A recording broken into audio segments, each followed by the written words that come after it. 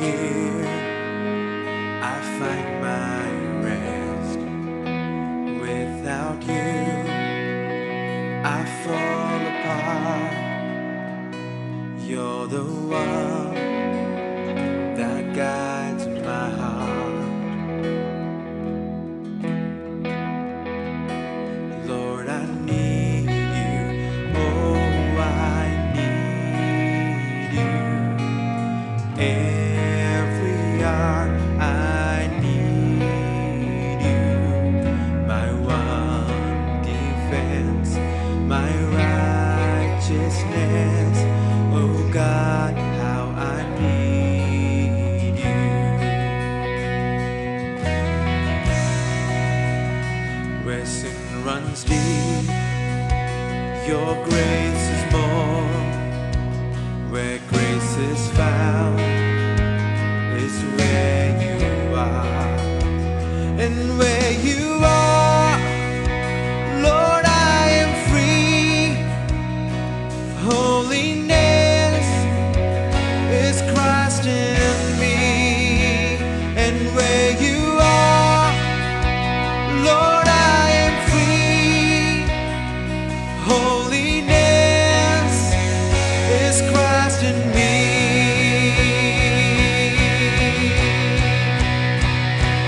Lord, I need you. Oh, I need you. Every hour I need you. My one defense, my righteousness. Oh God, how I need you.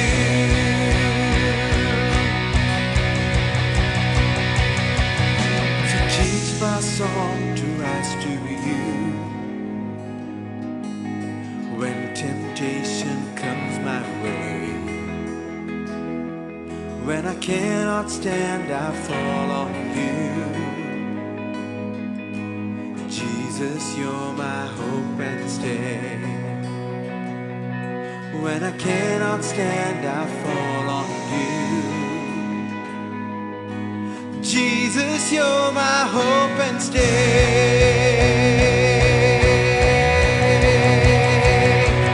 Lord, I need you. Oh, I need you. Every hour I need you. My one defense, my righteousness. Oh God, how I need you.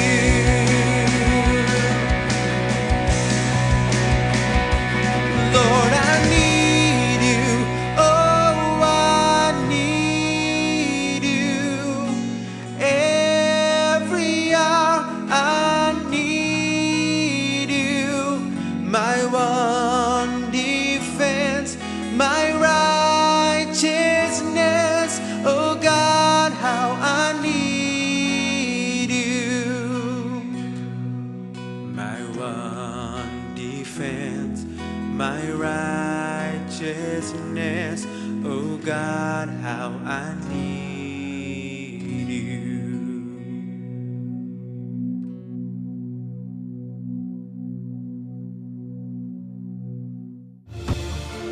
जब परमेश्वर असाधारण रूप में काम करता है तो मुर्दे जिंदा होते हैं। सामर्थ होती है उसकी मुलाकात में और महान उंडेला जाना होता है उसकी उपस्थिति में। जागृति लाता है हमारी चर्च में और हमारी सेवकाई में। तैयार हो जाए कि आयोजित करें जागृति, मुलाकात और परमेश्वर के चलन का। अभिवादन और मजबूत जीना में जुड़ने के लिए धन्यवाद। और हम यहाँ पर बहुत ही अद्भुत बदलाव के समय में हैं, जैसे हम चर्चा कर रहे हैं जागृति, मुलाकात और परमेश्वर के चलन पर।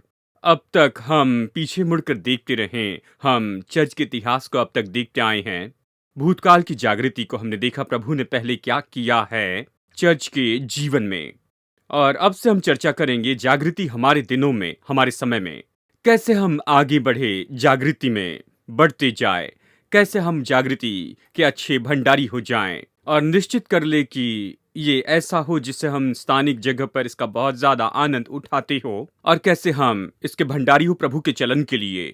चलिए चर्चा करते हैं हमारे दिनों में जागृति के बारे में। सबसे पहले हमारे दिनों में जागृति की क्या ज़रूरत होती है और यहाँ पर पवित्र आत्मा के उंडेले जाने की ज़रूरत क्या है? हमारे दिनों में खास करके संसार में जब हम बहुत सी आधुनिक बातों को देखते हैं, जैसे कि हमारे चर्च में, हमारी सेवकाई में हम बहुत सी टेक्नोलॉजी का उपयोग करते हैं और बहुत सी चीज़ों का उपयोग करते हैं। सारे साधन और स्रोत जो हमारे लिए उपलब्ध है इसके द्वारा हम बना सकते हैं और हम चर्च में बहुत ही उत्साहजनक बातों को लेकर आए और इसके बारे में इश्तिहार देते जाएं और लोगों को लेकर आए। ये सारी चीज़ें उपलब्ध तो हैं और कई बार हम ये सोचते हैं कि हमें जागृति की ज़रूरत क्या है। यहाँ पर पहले से ही बहुत सी चीज़ें हो रही हैं। आज हमारे पास टेक्नोलॉजी और साधन उपलब्ध हैं और ये ऐसी बातें हैं जिन्हें हमें देखना होगा कि हम समझें कि जागृति की ज़रूरत क्यों है। सबसे पहले हमें जागृति चाहिए कि हम जिज्ञासा को उत्पन्न करें परमेश्वर और उसकी आत्मा के लिए।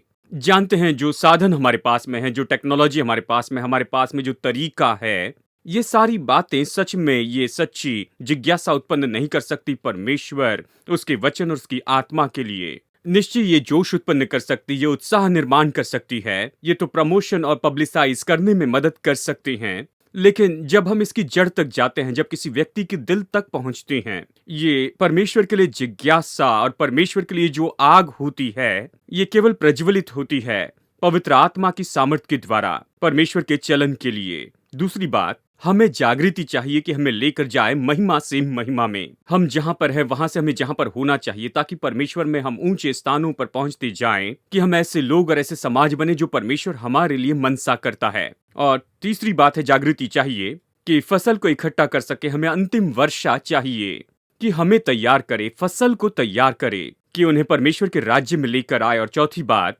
हमें जागृति चाहिए कि हम इस पृथ्वी पर सच में ज्योति और नमक हो जाए, कि हम प्रभाव डाल सके इस पूरे संसार पर जो अभी इस समय हो रहा है उससे बहुत बड़ी ऐसी तादाद में। और ये तो ऐसी बातें हैं जिसके बारे में हमें सोचना है कि यदि हम सच में बहुत बड़े रूप में प्रभाव डालना चाहते हैं तो हमें जागृति की बहुत बहुत ज्यादा जरूरत है। हमें पवित्र आत्मा का उंडेला जाना और चाहिए और परमेश्वर चाहिए जो हमारे मध्य में काम करे। तो जैसे हम जागृति के लिए खुद को तैयार करते जाते हैं तो हमें कौन सी रुकावटें से सावधान रहना और उनके साथ में निपटना होगा। जैसे हम जागृति के लिए तैयार होते हैं, मैं कुछ बताना चाहता हूँ। ये कुछ रुकावटें जो हमें देखनी है। सबसे पहले ये तो पूरी तरह से अनजान होना है जो कुछ परमेश्वर ने चर्च के लिए रखा है उसके लिए, और ये तो अवश्य थियोलॉजिकल बात है। हम सचेत नहीं होते हैं। कई बार पास्टर्स और लीडर्स, ऑर्गेनाइजेशन के मुखिया, चर्च और सेवकाई के जो मुखिया हैं वो कई बार इसके बारे में सचेत नहीं रहते परमेश्वर में और कितना है। और कई बार ऐसा होता है कि हम बस सोचते हैं कि इतना ही है, बस इतना ही हमें इसी के साथ में काम करना है, व्यवहार करना है। लेकिन सच में बहुत ज्यादा, इसलिए अनजान होना रुकावट हो सकता है।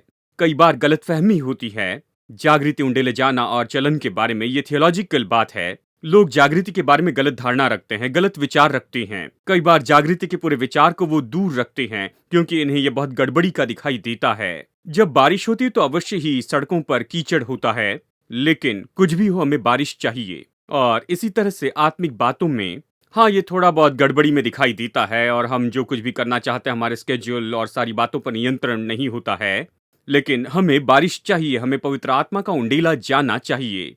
कई बार लोगों में ये गलत धारणा होती है कि जागृति उनमें ज्यादा भावनाओं को उकसाती है और हम इसमें अलौकिक पर बहुत ज्यादा गौर करते जाते हैं। इन सारी बातों को जवाब देना चाहिए थियोलॉजिकली। पाप और सांसारिकता का चर्च में आना और परमेश्वर की बातों को हल्के रूप में लेना, ये सारी बातें तो आत्मिक रूप में देखी जानी चाहिए। जब चर्च में लोग और जब परमेश्वर के लोग समझौते में जीवन जीते हैं, वो समझ के क्षेत्र में रहना चाहते हैं, आत्मा के क्षेत्र में रहने के बजाय। जब मैं कहता हूँ समझ के क्षेत्र में, यानी वो चाहते हैं कि उनके वो सारी समझ की उनकी बातें जो है उन्हें कलीसिया में सराहाया जाए। आत्मा की बातों को नहीं समझते, चर्च में बहुत ही हल्के रूप में व्यवहार करते हैं और ये फिर से लेकर आता है पाप, सांसारिकता और साथ साथ में समझौते को। ये रुकावट हो सकता है जो है उसमें खुश रहना। जो कुछ भी उसमें संतुष्ट रहते हैं, बस आत्मिक रूप में खुश रहते हैं। कोई इच्छा नहीं होती, ये मनसा नहीं होती कि आगे बढ़ते चली जाएं। ऐसे संतुष्ट होना रुकावट हो सकता है। आलस्य, परमेश्वर के पीछे चलने और दाम चुकाने के लिए इच्छा नहीं रखना, और ये सारी बातें। खोए हुए लोगों के लिए कोई जिज्ञासा नहीं है, संसार पर प्रभाव डालने की कोई इच्छा नहीं। और ये सारी बातें रुकावट हो सकती हैं। बदलाव से इनकार करना या फिर प्रोग्राम या एजेंडा के साथ में जुड़े रहना। देखिए, हम हमारे पास जो है उसके साथ इतने जुड़े होते हैं, हम उसे जाने नहीं देना चाहते, लेकिन जागृति हमसे यही तो मांग करती है। अगर परमेश्वर हमसे मुलाकात करे तो हमारे सारे प्रोग्राम इस तरह से बेकार हो जाएंगे। और इसलिए कई बार हम बदलाव के लिए तैयार नहीं होते, अपने एजेंडा को ऐसे छोड़ने के लिए तैयार नहीं होते। ये तो रुकावट हो सकती है। या फिर कई बार व्यस्त होते हैं कि परमेश्वर के लिए समय नहीं होता, प्रभु से और पाने के लिए समय नहीं। हम अपने कामों में व्यस्त होते हैं। व्यस्त होना बहुत ही खतरनाक हो सकता है अगर ये परमेश्वर की ओर से और पाने में हमें रोकने लगता है तो। चलिए सच्ची जागृति और मुलाकात के स्वभाव गुणों के बारे में कहते हैं। कौन सी बातों को हमें मन में रखना है कि हम परख सके कि क्या ये सच में परमेश्वर से है, क्या ये मुलाकात है, परमेश्वर का चलन है। यीशु ने मत्ती अध्याय 7 वचन 16 से 20 में कहा है, उनके फलों से तुम उन्हें पहचान लोगे। इसी प्रकार हर एक अच्छा पेड़ अच्छा फल लाता है और निकम्मा पेड़ बुरा फल लाता है। इसी प्रकार उनके फलों से तुम उन्हें पहचान लोगे। ये वचन 20 में है। यानी वो हमसे कहता है कि फलों को देखो। यदि जानना चाहते कि पेड़ किसका है तो उसके फल को देखो, उसका उत्पादन क्या है, उसका फल क्या है देखो। और इसी तरह से जब भी हम कोई मूल्यांकन करना चाहते हैं, जागृति को परखना चाहते हैं या कुछ भी हो रहा है उसे परखना चाहते हैं कि क्या ये परमेश्वर से है, तो हमें फल देखने होंगे। इसके फल क्या है, इसका परिणाम क्या है, हमें क्या देखना चाहिए। और ये कुछ बातें हैं जो कि परीक्षा है जो पवित्र आत्मा के कामों का मूल्यांकन करता है। नंबर 1, ये ऐसा है जिसे बनाया नहीं जाता, ना इसका विवरण दिया जा सकता है। ये कोई परिणाम नहीं है हाइपर मीडिया पब्लिकेशन या फिर मार्केटिंग या फिर प्रमोशन का। यानी देखिए क्या हो रहा है। देखिए ये ऐसा है जो कि हम जो कुछ उत्पन्न कर सकते हैं उससे परे है, या ये तो परे है जो कुछ मनुष्य के परिश्रम से पाया जा सकता है। जो भी हो रहा है जरूरी नहीं कि उसको हम विवरण देते चले जाए, तो फिर हो सकता है कि ये जागृति हो, क्योंकि जागृति तो परमेश्वर का काम है, मनुष्य का नहीं। हम उसके साथ में सहकर्मी हैं। और आत्मा का जो सच्चा काम है उसके ऊपर में जागृति जो है वो तो गौर करते चली जाएगी। ये यीशु को ऊंचा उठाएगी, किसी व्यक्ति को नहीं। कैसे हम परखे कि ये परमेश्वर का काम है? यही सच्ची जागृति है। खैर, कौन ऊंचा उठाया जा रहा है? क्या कोई मनुष्य है या फिर कोई सेवकाई है, या प्रभु यीशु को ऊंचा उठाती है? अगर हम जागृति के इतिहास को देखें, हालांकि ऐसा समय रहा जहां परमेश्वर ने कुछ लोगों का उपयोग किया जिन्हें हम जागृति लाने वाले कहते हैं, लेकिन गौर जो है उन पर नहीं है, लेकिन परमेश्वर के काम पर है। वो तो केवल साधन है और कई बार उन्हें हटाया जाता है। और देखा जाए तो कई जागृति में कोई बड़े बड़े नाम नहीं है, ये तो केवल पवित्र आत्मा का काम है। और फिर जागृति का तीसरा मुख्य स्वभाव गुण है कि यहाँ पर मजबूत सिद्धांत का प्रचार किया जाता है, सुसमाचार का प्रचार किया जाना है, क्रूस का प्रचार होना चाहिए, पापों से पश्चाताप, यीशु मसीह का लहू, अनंत काल का सत्य और ये सच्चाई अनंत काल की कि स्वर्ग और नरक है और यीशु के इनकार करने का परिणाम क्या है। ये सिद्धांत, ये वचन की जो मुख्य बातें हैं, इनका प्रचार किया जाना चाहिए, क्योंकि जागृति कोई महसूसीकरण नहीं है। ये तो कोई महसूस करने वाली बात नहीं है। ये तो दिल के बदलाव के बारे में है, प्रभु के पास में आने के बारे में है, या अपना जीवन उस राजा को सौंपने के बारे में है, ये पाप से दूर जाने के बारे में है। और यही तो जागृति का मुख्य चिन्ह है। चौथी बात, जिनका उपयोग होता है उनके दिल में एकता होती है। मतलब ये मुख्य लोग जो कि अगुवे जिनका प्रभु उपयोग कर रहा है, उनके दिल में एकता होती है और उनके दिल की इच्छा यही है कि मसीह की देह को उन्नति पाते देखे, विश्वासियों को उभरते हुए देखे। वहां पर कोई युक्ति नहीं होती है, कोई बैर भाव नहीं होता है। अगुवों के दिल में अलग झुंड बनाने की बात नहीं होती। ये जरूरी है। जरूरी नहीं कि सभी जागृति को समझ पाए, लेकिन फिर भी जिन अगुवों का यहाँ पर जागृति के लिए उपयोग होता है, उनका दिल जो है एकता में होता है कि मसीह की देह को उन्नति पाते दिखे। और ये पांचवी बात जो जागृति का स्वभाव गुण है, जहां पर परमेश्वर का सच्चा चलन होता है, वो ये है कि जागृति लोगों को परमेश्वर के साथ में नजदीकी में लेकर आती है, परिपूर्णता में और मसीह के जैसे बनाती है। मतलब अगर ये परमेश्वर का सच्चा काम है तो परिणाम क्या होगा? ये लोगों को परमेश्वर के निकट लाएगा, ये लोगों को परिपूर्णता में लाएगा, चंगाई होगी शारीरिक, भावनात्मक, आत्मिक रूप में, और ये हमें ऐसा बनाएगा जिसमें हम यीशु के जैसे और ज्यादा होते जाएं। अगर ये मुख्य बातें इसमें नहीं है तो इसके सामने बड़ा सवाल उठता है, क्योंकि परमेश्वर की आत्मा का हर एक सच्चा चलन ये इसलिए बना है कि हमें उसके पास में लेकर आए, कि हमें उसके जैसे और ज्यादा बनाए और हमारे जीवन में चंगाई परिपूर्णता लाए। और आत्मा के सच्चे चलन के बारे में छठी मुख्य बात तो ये है कि बदले हुए जीवन का बने रहने वाला फल होगा, जो कोई प्रकटीकरण की बातों से परे होगा। यानी देखिए क्या होता है जब ये सारी बातें, यानी ये जो सब कुछ महसूसीकरण और ये सब कुछ हो जाता है, इसका फल क्या है? क्या इसमें सच्चा बदलाव हुआ है? यही तो मुख्य बात है, महत्वपूर्ण फल है जिसे हम देखते हैं। तो चलिए इस पर चर्चा करें कि क्या हम हमारे दिनों में क्या हम पा सकते हैं परमेश्वर की मुलाकात को? क्या हम अपने मकसद के साथ में डटे रहेंगे और परमेश्वर की मुलाकात को पा सकते हैं? या फिर ऐसा है कि हम बैठ जाए कहें कि अगर प्रभु चाहे तो इसे दे देगा और ये इसी तरह से होता है? सही तरीका क्या होता है? खैर, सबसे पहले हमें याद रखना होगा कि हम परमेश्वर के सहकर्मी हैं। पहला कुरिन्थियों अध्याय 3 वचन 9 हमें ये बताता है कि हम परमेश्वर के सहकर्मी हैं, हम उसके साथ में काम करते हैं। यानी परमेश्वर ने हमें बुलाया कि उसके साथ में काम करे। यानी परमेश्वर बहुत कुछ करता है, इसमें से एक तो ये है कि जागृति है, यानी परमेश्वर की आत्मा को उंडेले जाना। यहाँ पर परमेश्वर हमें उसके साथ में काम करने के लिए बुलाता है। हमें परमेश्वर के साथ मिलकर काम करना है कि हम प्राप्त करें, इसमें डटे रहें, हम तैयार हो, इससे ले ले, यानी पवित्र आत्मा के उंडेले जाने को ले ले। जागृति तो पूरी तरह परमेश्वर की आत्मा का काम है, मनुष्य इसे नहीं बना सकता, लेकिन हम यही कर सकते हैं कि हम तैयारी करें, इसके पीछे बने रहे और फिर भंडारी बने रहे आत्मा के उंडेले जाने के।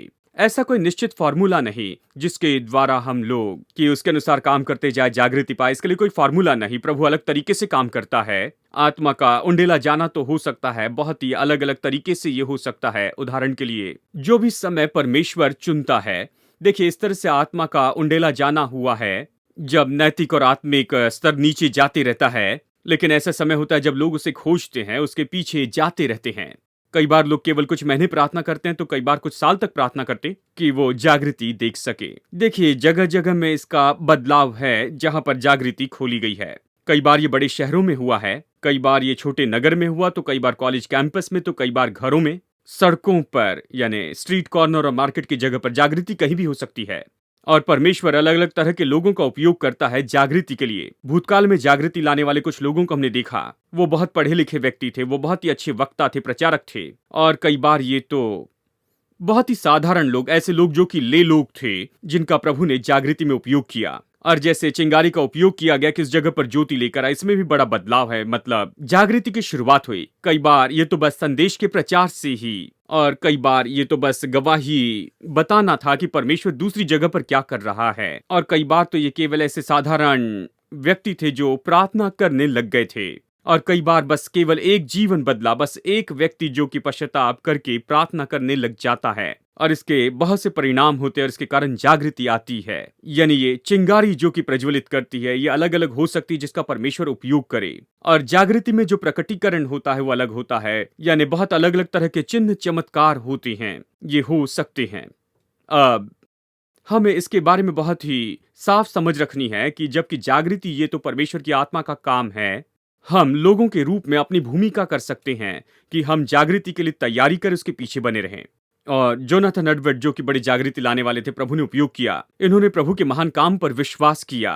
जबकि दूसरी ओर चार्ल्स फिने, इन्होंने कोशिश की कि कोई तरीका बनाए, यानी मानो उन्होंने एक फार्मूला बनाया कि किस तरह से हम इस जागृति में आगे बढ़ सकते हैं। एक तरह से वो भी सही है, हमें इस तरह से अपने आप को जागृति में तैयार करना है, हमें आगे बढ़ना है, खुद को ऐसी जगह रखना है। आत्मा के उंडेली जाने के लिए हमारे पास सही तरीके की बात होनी चाहिए, सही संतुलन हो कि जागृति परमेश्वर का महान काम है, लेकिन हम लोग तो अपने आप को तैयार कर सकते हैं, हम प्रार्थना करके आगे बढ़ सकते हैं। और जागृति के पूरे इतिहास में हम देख सकते हैं कि लोगों ने प्रार्थना की, लोग आगे बढ़े और प्रभु ने प्रत्युत्तर दिया। तो अगला सवाल ये आता है कि कैसे एक लोकल चर्च अपने लोगों को जागृति के लिए तैयार करे। अगर आप पास्टर हैं, मसीही अगुवे हैं, आपके दिल में एक बात तो उठती होगी कि कैसे मैं अपने चर्च को तैयार कर सकता हूं, कैसे लोगों को तैयार करूं, कि कैसे हम इसे प्राप्त कर सके, कैसे हम जागृति को पाए, उसके अंदर अच्छे भंडारी बने रहें, जागृति में डटे रहे। इस बात की ओर ध्यान देना जरूरी है मसीह अगुवे या पास्टर होने के नाते, क्योंकि हम नहीं चाहते कि बिना तैयारी से हम बस ऐसे इसमें आगे बढ़ते जाएं। यहाँ यीशु ने लूका अध्याय 14 में हमें बताया है, 28 से 30 में कहा, तुम में से कौन है जो, यानी तुम में से कौन है जो गढ़ बनाना चाहता हो और पहले बैठकर खर्च न जोड़े कि पूरा करने की सामर्थ्य मेरे पास है कि नहीं। कहीं ऐसा ना हो कि जब वो नींव डाल ले पर तैयार न कर सके तो सब देखने वाले ये कहकर उसे ठट्टों में उड़ाने लगे, ये मनुष्य बनाने तो लगा पर तैयार न कर सका। तो यीशु कहता है कुछ शुरू करने के पहले सोच ले, पूरा करने के लिए क्या लगेगा। बिल्कुल इसी तरह से जब जागृति की बात आती है, इसी सिद्धांत का उपयोग करना चाहिए। खुद को तैयार करें। हम कैसे खुद को तैयार करते हैं, हम क्या करते हैं? पहले हमें लोगों को तैयार करना है, ये जरूरी है, क्योंकि जागृति में लोगों पर प्रभाव होगा। परमेश्वर खुद को उंडेलता है लोगों पर। वो अपने आप को चर्च बिल्डिंग पर नहीं उंडेलता है, वो खुद को चर्च के प्रोग्राम पर नहीं उंडेलता है, वो खुद को नहीं उंडेलता है किसी रूप या सेवकाई के तरीके पर।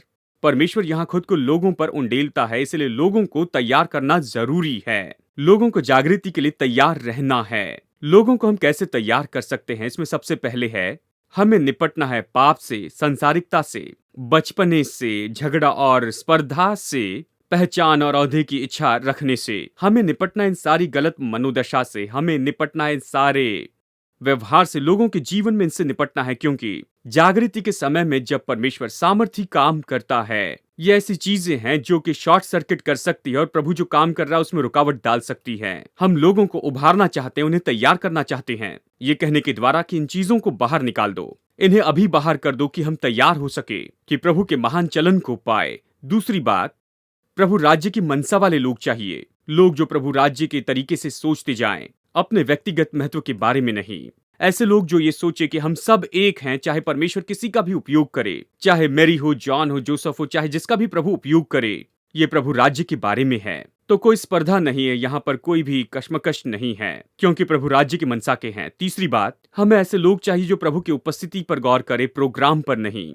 लोग जो कहें कि हमें प्रभु की उपस्थिति चाहिए, हम इसलिए नहीं कि अपने प्रोग्राम के अनुसार करते जाएं, हमें स्वयं परमेश्वर चाहिए। चौथी बात यह है, हमें लोगों को तैयार करना है कि वो नए विश्वासियों को चेला बनाए। जैसे हम हमेशा कहते हैं कि जागृति में लोग वहां पर परमेश्वर के पास में आएंगे, हम देखेंगे कि लोग प्रभु के राज्य में आ रहे हैं, तो नए विश्वासियों के साथ में क्या करेंगे, उन्हें कैसे चेला बनाएंगे।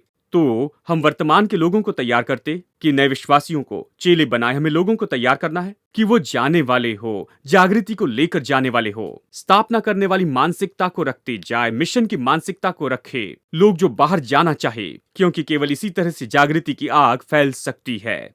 हमें लोगों को तैयार करना है कि वो बदलाव को स्वीकार करे, परमेश्वर के चलन को ले ले। जैसे पहले कहा, जब प्रभु हमसे मुलाकात करता है या जब वर्षा होती है तो ऐसा कुछ होता है जो सामान्य काम में रुकावट डाले, सामान्य जीवन या स्केड्यूल पर प्रभाव डाले। कुछ हो सकता है शायद प्रार्थना की सभा 1 घंटे की नहीं लेकिन कुछ घंटों तक चलती जाए, चर्च की सभा में कुछ अद्भुत हो और प्रभु का महान चलन हो, जिन बातों की योजना नहीं बनाई वो वहां चर्च की सभा में होने लगे। तो हमें ऐसे लोग चाहिए जिनकी मानसिकता हो कि चाहे जो भी हो हम इसे करेंगे, कि प्रभु के चलन के अनुसार हो। और हमें ऐसे लीडर्स को तैयार करना है जो आगे जाकर जो भी जरूरी हो उसे कर ले। दूसरे शब्दों में, लोगों को तैयार कर ले जितना हो सके उतना, कि हम जागृति को प्राप्त कर सके। एक बार लोगों को तैयार करने के बाद में हमारा अगला कदम है कि बस प्रार्थना में परमेश्वर के पीछे बने रहे।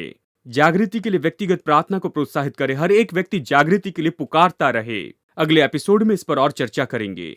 हमें एक साथ मिलकर प्रार्थना करनी होगी, सामाजिक प्रार्थना, यानी लोग एक साथ मिलकर प्रभु को खोजे जागृति के लिए। जागृति के लिए हर एक सच्ची पुकार, ये ऐसी पुकार है कि परमेश्वर की महिमा प्रकट हो। ये तो बेताबी है कि परमेश्वर की महिमा को उसके लोगों के ऊपर में देख सके, और सच्चाई में देखे तो परमेश्वर की अपनी खुद की यही तो इच्छा है। परमेश्वर चाहता है कि उसके लोगों पर उसकी महिमा देखी जाए। हम तो बस इसे प्रत्युत्तर देते हुए ये कहते हैं कि प्रभु, हम तेरी महिमा चाहते हैं, तेरी महिमा हम पर चाहते हैं, हम चाहते हैं कि तेरी महिमा हमारे ऊपर देखी जाए। और यही तो जागृति के लिए सच्ची पुकार है। और जब परमेश्वर की महिमा हमारे ऊपर में प्रकट होती है तो उसकी भलाई हम पर देखी जाती है। वह ऐसी बातें करता है जिसको हमने कभी नहीं मांगा, ना कभी कल्पना की। उसकी भलाई, उसकी दया, उसकी करुणा हमारे ऊपर खोली जाती है ऐसे नाप में कि हम समझ नहीं पाते हैं। परमेश्वर की महिमा प्रकट करती है कि परमेश्वर कौन है। परमेश्वर की महिमा प्रकट होती है और परमेश्वर के काम तो हमारे मध्य में होने लगते हैं। चलिए अंत में मैं आपको ये बात बताऊं कि जागृति में जोखिम होती है। जैसे आप और मैं बैठकर इसकी कीमत के बारे में मूल्यांकन करते हैं, हमें समझना होगा, हमें खुद से पूछना है, क्या हम इसकी जोखिम उठाने को तैयार हैं? किस यात्रा को जागृति बना दे? जब आप जागृति के पीछे चलती हैं, लोग सोचें आप गलत हैं, कुछ लोग चर्च में आना बंद कर दे, और लोग तो कई बार थक जाते हैं, परेशान हो जाते हैं, वो हिम्मत हार जाए। शायद हो सकता है कि जागृति के लिए उनका जो जोश है वो खत्म हो जाए। क्या होगा अगर 1 साल तक कुछ भी नहीं हुआ, तो आप क्या करेंगे? या 2 साल की प्रार्थना के बाद? चर्च के इतिहास में हमने देखा कई बार लोगों ने 4 साल प्रार्थना की प्रभु के काम को देखने के पहले। क्या होगा अगर आपके चर्च के लोग बहुत ही अजीब से व्यवहार करें, ऐसे लोग जो मुद्दे से हट जाए? अगुवे के रूप में आपका उद्देश्य क्या है, ये सवाल है। और क्या होगा अगर परमेश्वर जागृति भेजे और ये आपकी अपेक्षा से बिल्कुल परे है और सब कुछ आपके हाथों से बाहर जाता है? यानी ये सारी बातें हैं, देखिए यहाँ। इस पर सोचे और फिर कहे, जानते हैं, मैं इस जागृति में आगे बढ़ते चली जाऊंगा, चाहे कोई भी कीमत चुकानी पड़े। मैं जोखिम उठाने को तैयार हूं। मैं तैयार हूं कि मेरे पास का सब कुछ दे दूं कि जागृति को आते हुए देखूं, क्योंकि मैं जानता हूं ये एक बात है जो हमारे चर्च को चाहिए, शहर को चाहिए, हमारे देश को चाहिए, कि परमेश्वर के राज्य को बढ़ते और फैलते हुए देखते जाऊं, जैसे पहले नहीं देखा। परमेश्वर की मुलाकात को खोले जाने के लिए और परमेश्वर की महिमा प्रकट होते हुए देखना चाहते हैं, तो जो भी लगता है उसके लिए मैं तैयार हूं। मैं आपके सामने यही बताना चाहता हूं, एक व्यक्ति के रूप में, एक चर्च के लीडर के रूप में, चर्च के समाज के रूप में, क्या आप तैयार हैं कि जो भी लगता है वो करे, कि जागृति को आते हुए देखे? अक्टूबर 2016 में शुरू होने वाले एकेडमिक ईयर के लिए हमारे एपीसी बाइबल कॉलेज में एडमिशन शुरू है। अधिक जानकारी पाने के लिए विजिट करें apcwo.org/BibleCollege। आज के हमारे इस प्रोग्राम में जुड़े रहने के लिए धन्यवाद। अभी हम अंत में प्रार्थना करना चाहते हैं। पिता, इस समय के लिए धन्यवाद देते हैं। धन्यवाद पिता कि हमारे दिनों में जागृति के बारे में हम चर्चा कर सके और बहुत सी बातों को देख सके, कि हम खुद को तैयार करें और लोगों को जागृति के लिए तैयार करें। पवित्र आत्मा, हम आपको आने का न्योता देते हैं। हमारे दिल को प्रज्वलित कीजिए, हमें ये कहने के लिए हिम्मत और साहस दीजिए कि हम कहें, हाँ, हम यही तो चाहते हैं। हम हमारे दिनों में जागृति चाहते हैं। प्रभु, ऐसा करने के लिए अनुग्रह दीजिए। हम यीशु के नाम में से मांगते हैं, आमेन। आज हमारे साथ में बने रहने के लिए धन्यवाद। अगली बार तक याद रखिए, जियो जिंदगी यीशु जैसे। आपकी आत्मिक यात्रा में आपकी मदद करने के लिए हम अपने फ्री पब्लिकेशंस लेकर आए हैं, जिनमें बहुत से विषयों पर हमने लिखा है। दिए गए फोन नंबर पर अभी फोन करके अपनी फ्री कॉपी मंगवाएं या हमारी वेबसाइट पर जाकर इन्हें फ्री में डाउनलोड कीजिए।